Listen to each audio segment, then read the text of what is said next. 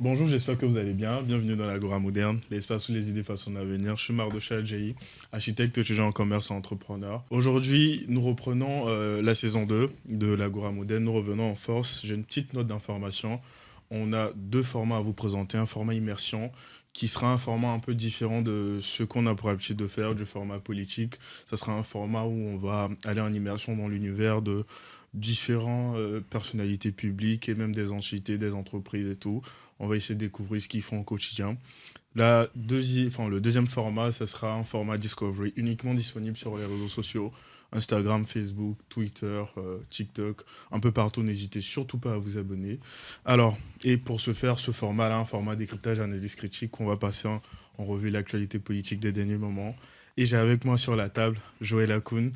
Salut Joël, comment ça va? Salut Mardoché, ça va très bien et toi? Ça va, super. Alors, il faut le préciser, Joël Akoun est un entrepreneur. Il a été candidat sous la bannière du PDCRD à Divo pour les législatives de décembre 2025, c'est bien cela? C'est ça, c'est exact. Ouais. C'était comment les législatives? C'était une très belle expérience, très Ouais. belle expérience, expérience de proximité, Ouais. de communion avec les populations. Mhm. Et puis, je pense que c'est aussi ça qui euh, nous permet en tout cas de pouvoir réellement servir notre pays. Donc, D'accord. c'était super. Super. Nous, on est ravis de te recevoir à l'Agora Moderne. Pareil aussi. Voilà. Juste à côté, j'ai Jean-Yves Gay, analyste politique. Salut Jean-Yves, comment tu vas? Salut, ça va très bien, merci. Merci pour l'invitation. Je t'en prie, je t'en prie. Alors, on va juste rentrer dans le vif du sujet juste après cette séquence.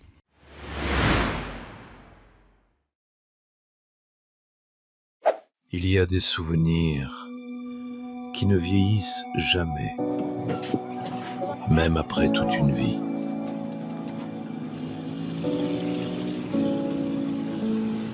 À Grand Bassam, j'ai rencontré une fille. Stop. Tu dois être bientôt. Allez, viens, suis-moi. Voilà. C'est ta chambre.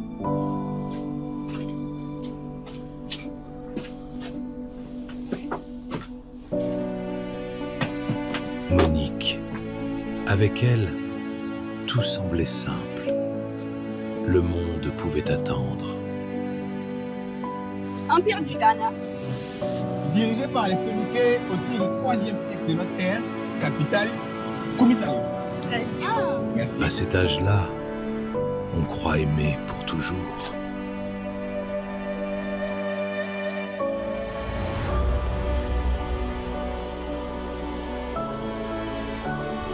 Et puis, Ebito Yakib la Okami. il y a eu Muriel. Certains regards vous changent sans demander la permission. Ami, j'en suis heureux. Monique, tu es devenue une femme maintenant. Je croyais comprendre l'amour jusqu'au jour où mon cœur L'amour, c'est être deux et n'être qu'un. a commencé à regarder ailleurs.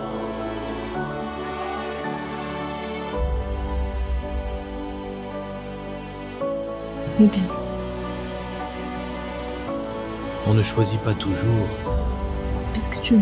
la personne qui bouleverse notre vie.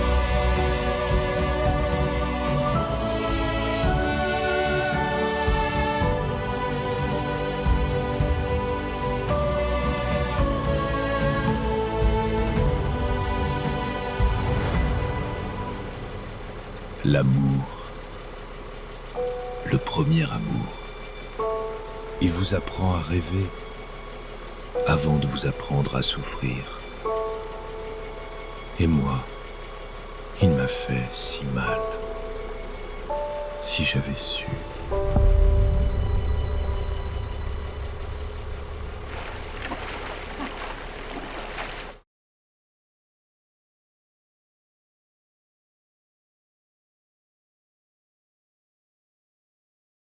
Pour la fête de la célébration de l'indépendance des 66 ans de la Côte d'Ivoire, on a eu des sorties de différents partis politiques et même du président de la République.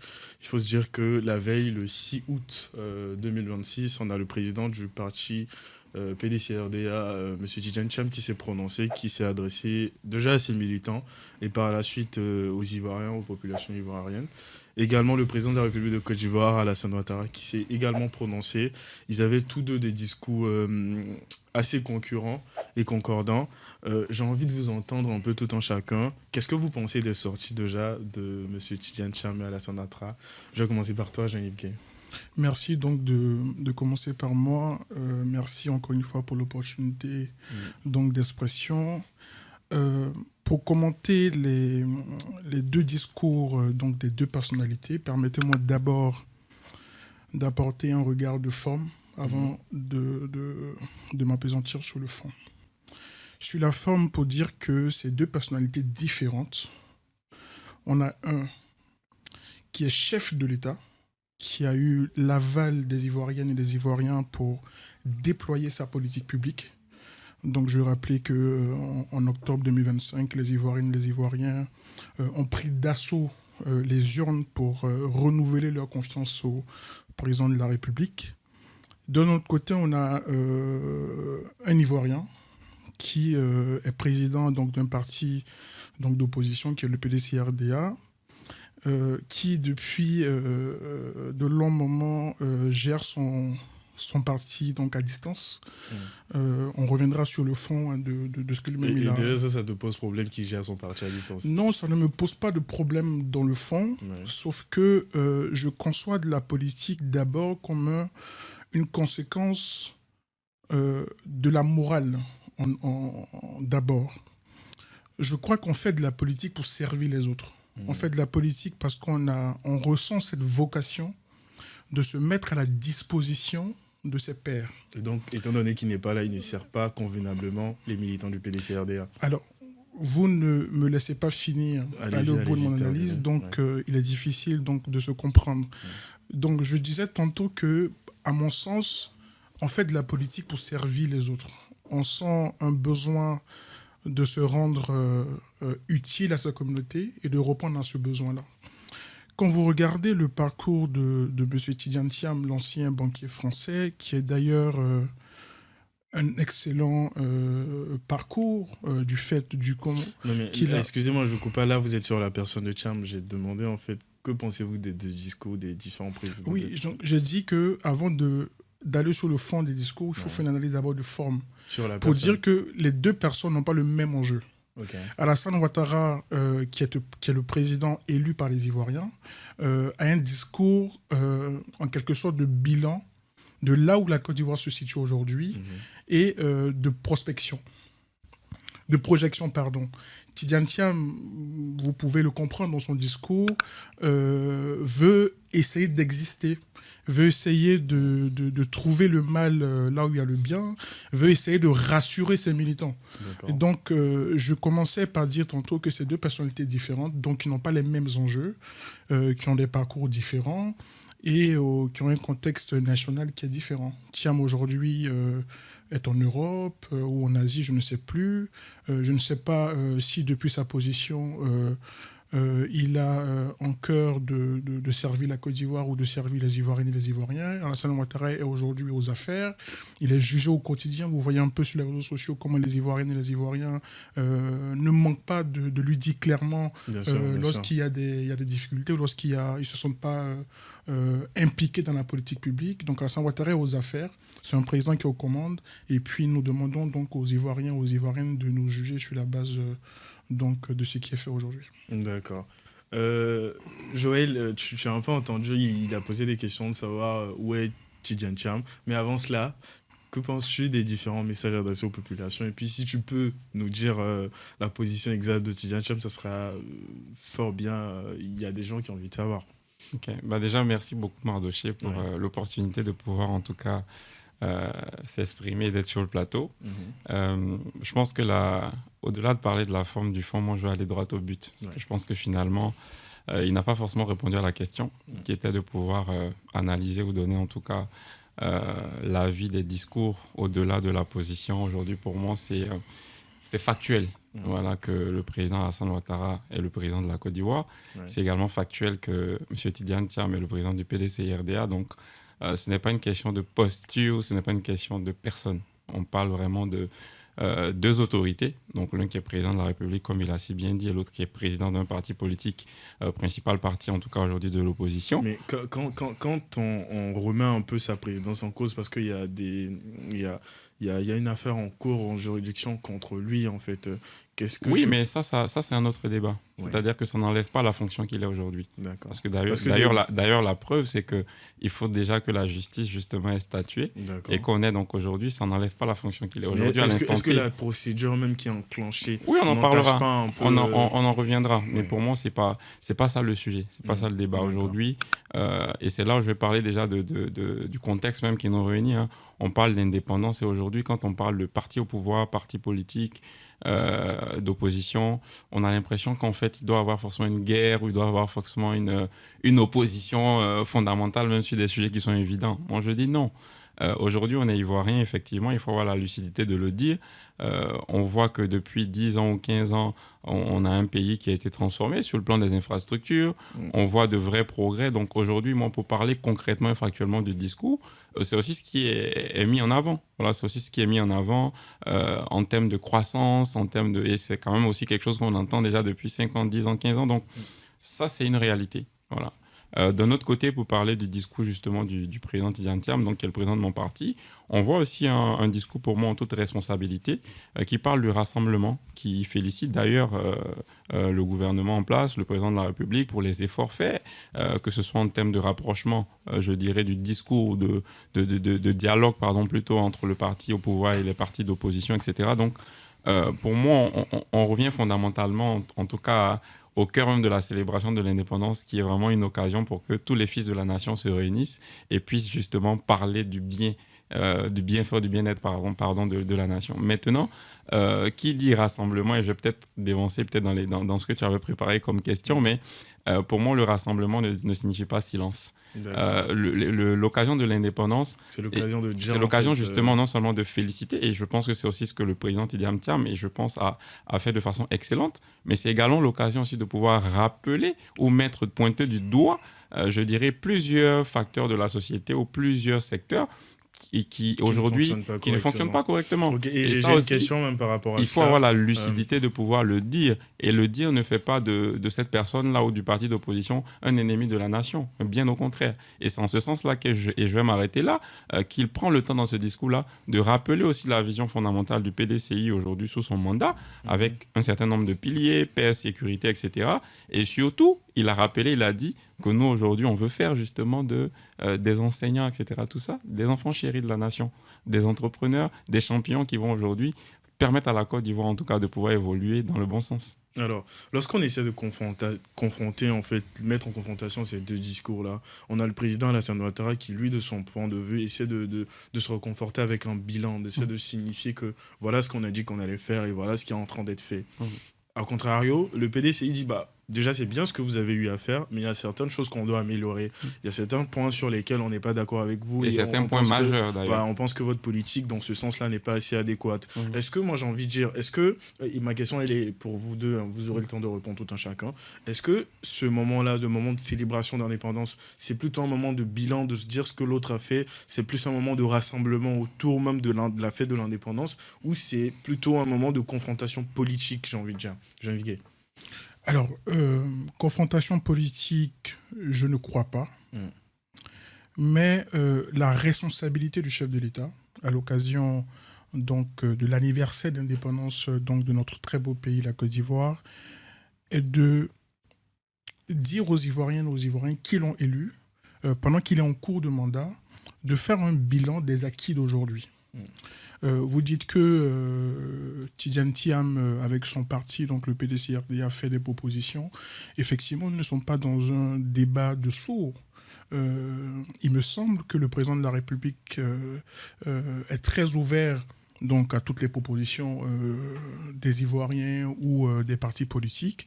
Et donc, l'enjeu ne se situe pas là. Que Tidjane Thiam utilise l'indépendance pour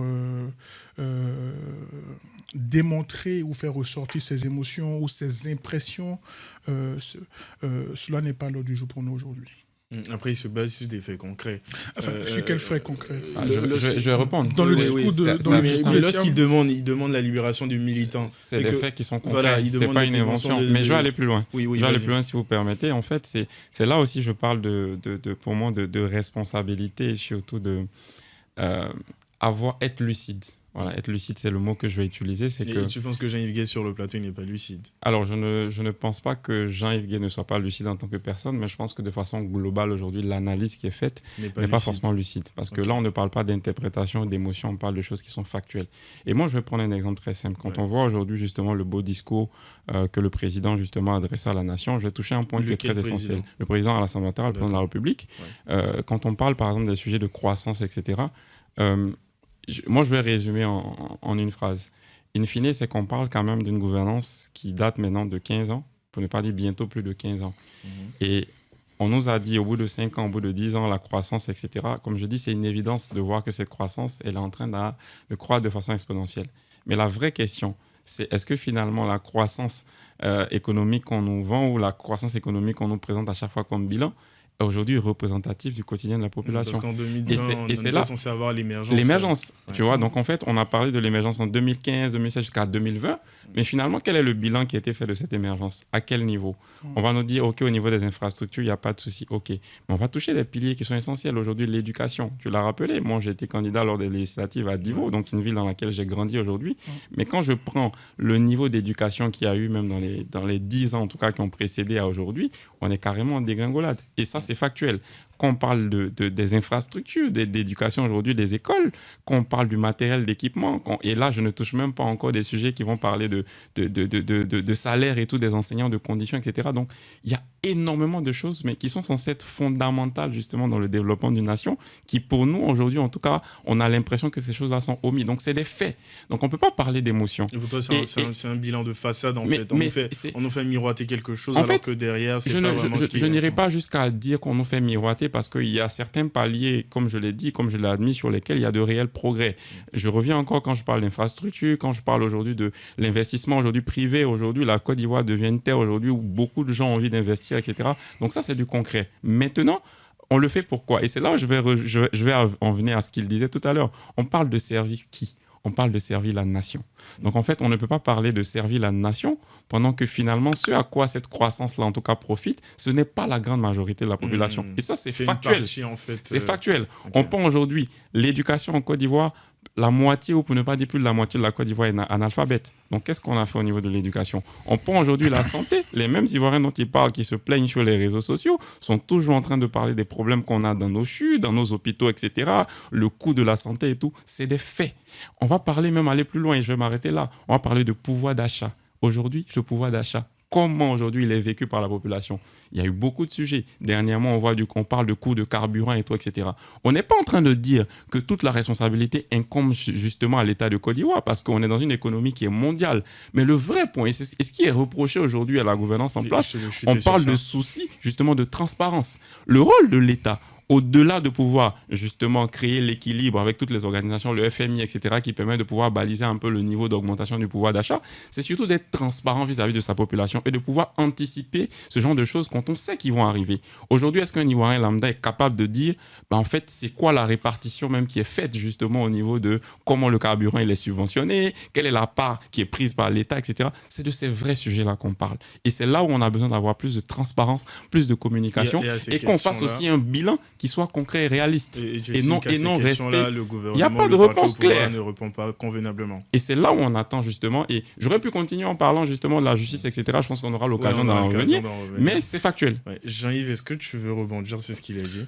Non, je veux dire que l'opposition est dans son rôle.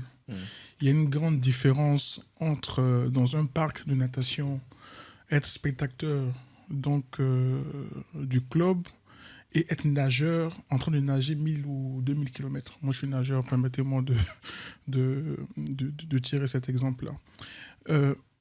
J'entends et je crois aussi pour ma part que aujourd'hui, le gouvernement a une grande responsabilité. Donc, travailler à redistribuer les richesses de telle sorte que l'Ivoirien qui est à Bobo se sente très à l'aise dans son pays, comme l'Ivoirien qui est autogolfe. Je comprends que c'est une urgence majeure aujourd'hui. Je comprends qu'aujourd'hui également, ce n'est pas chose aisée. C'est pour ça que je dis qu'il y a une vraie différence entre être aux commandes des affaires publiques et puis proposer dans le vide, dans le néant. Nous appelons encore le gouvernement et nous leur réaffirmons notre soutien. Ils ont ils ont la responsabilité des Ivoiriens justement à l'effet. Et donc du coup tu vas dans son sens quand il dit que tout ça n'est pas mis en évidence et qu'il faut faire encore plus Alors vous savez, on peut faire un exercice très clair. Aujourd'hui, qu'est-ce que Joël Akoun peut nous donner comme outil concret qui va permettre au gouvernement de redistribuer les richesses efficacement. On a un gouvernement qui a été élu sur la base donc d'un programme depuis 2026. Je me réjouis qu'aujourd'hui Joël chante 2025, les louanges 2025. Excusez-moi. Je me réjouis que Joël chante les louanges donc du parti aujourd'hui.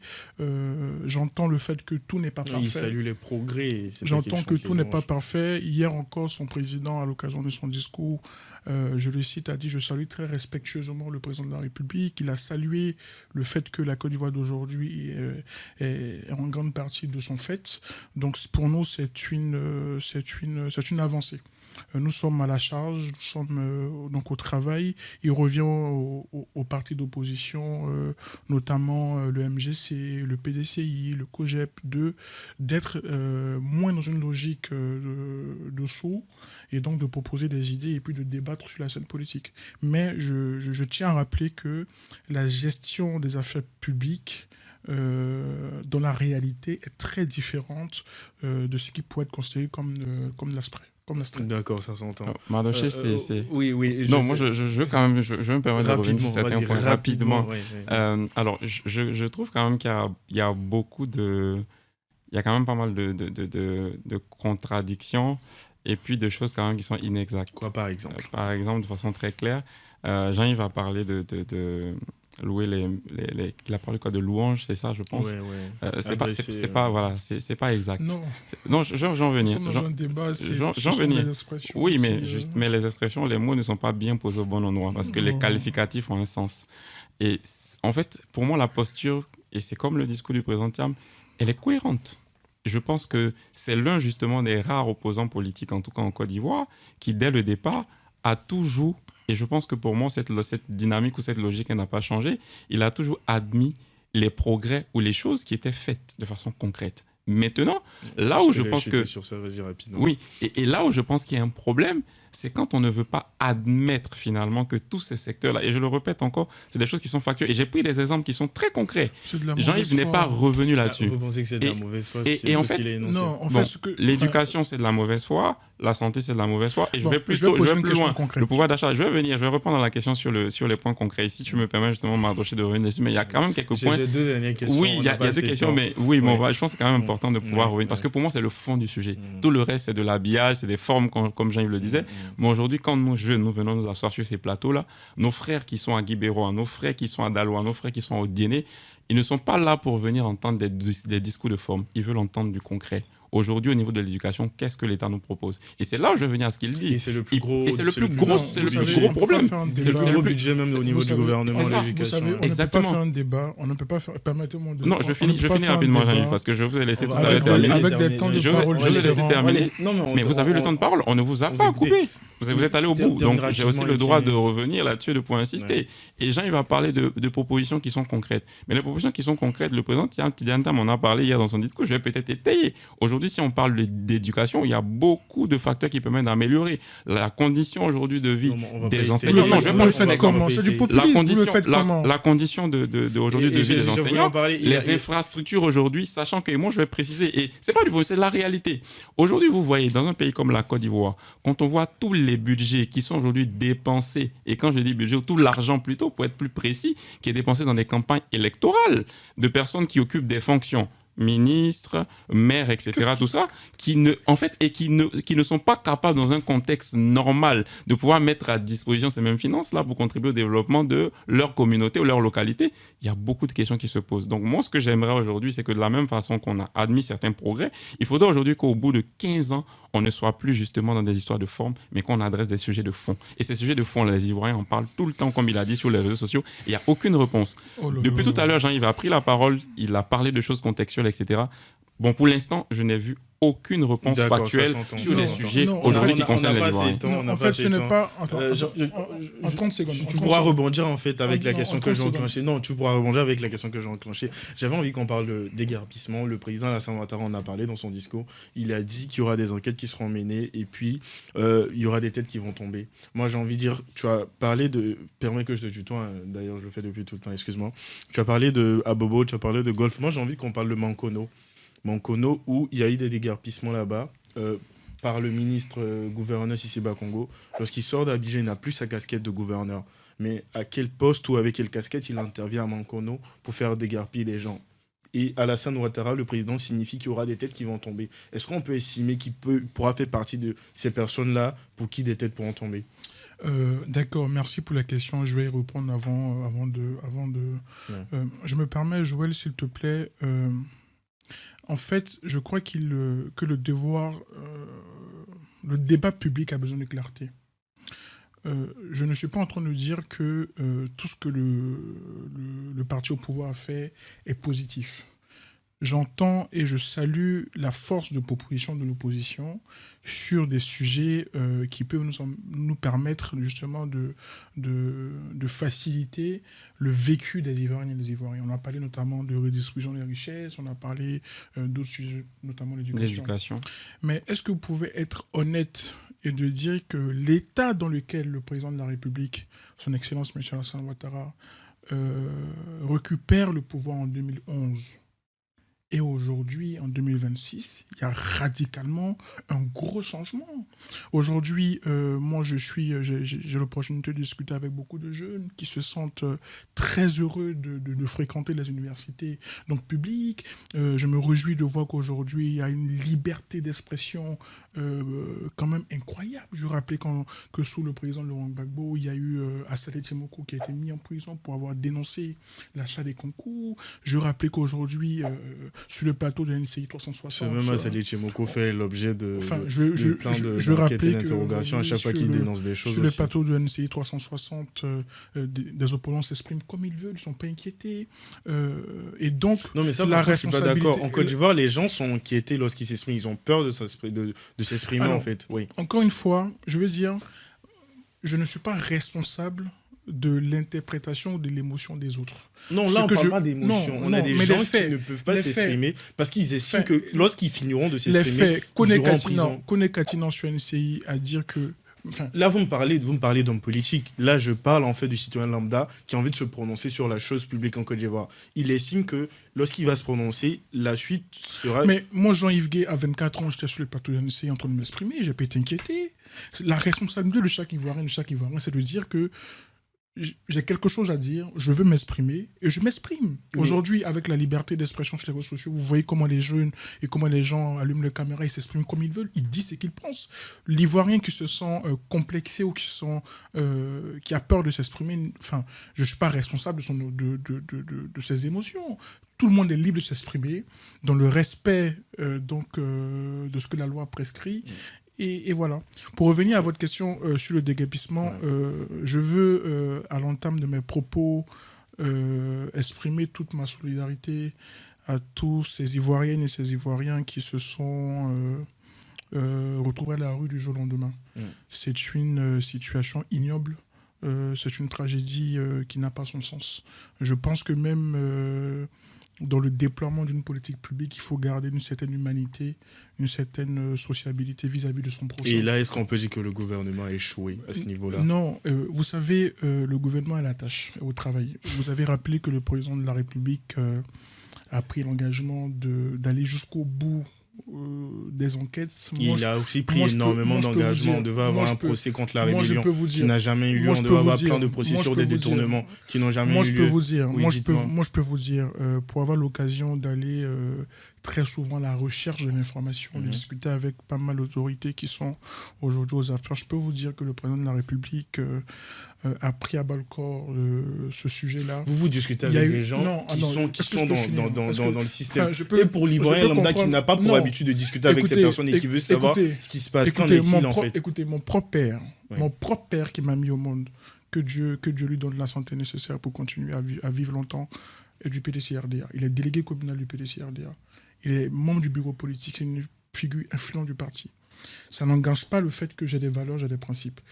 Et à aucun moment, ces personnalités avec lesquelles je discute m'ont été données sur un rideau. Ce sont nos personnalités qui ont été élues grâce pour nous servir. Pour revenir au déguerpissement. Et pour moi, c'est de leur devoir de répondre à mes questions. Ouais. Donc, je vais à l'information. Et donc, je peux vous rassurer que le président de la République a pris le sujet, donc a pris le taureau par les cornes. Je peux vous rassurer pour moi qui a eu l'occasion de discuter avec pas mal je parlais de Mankono. Lorsque Cissé Bakongo il arrive à Mankono sans sa casquette de gouverneur et qu'il effectue des castes et des déguerpissements, qu'en est-il réellement en fait? Est-ce qu'il sera sanctionné potentiellement par rapport à cela? Dans un premier temps, je crois qu'il faut poser la question concernée. Ça, c'est un. Il a publiquement dans une vidéo, il a signifié qu'il a forcé la main. De deux, Ibrahim Cissé Bakongo est un Ivoirien. Oui.